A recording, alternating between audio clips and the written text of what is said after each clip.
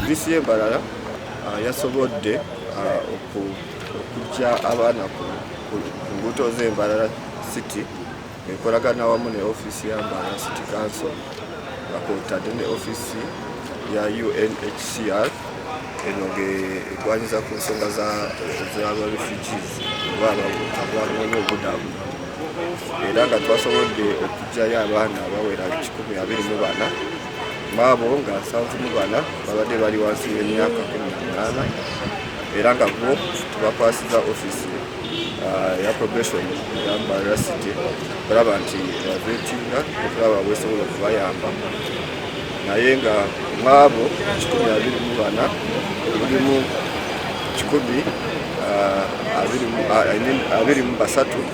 era nga bano bo babadde bali waggulu w'emyaka 18.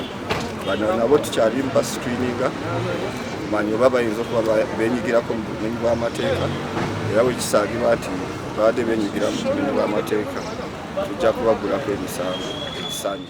Download the app on App Store or Google Play Store now.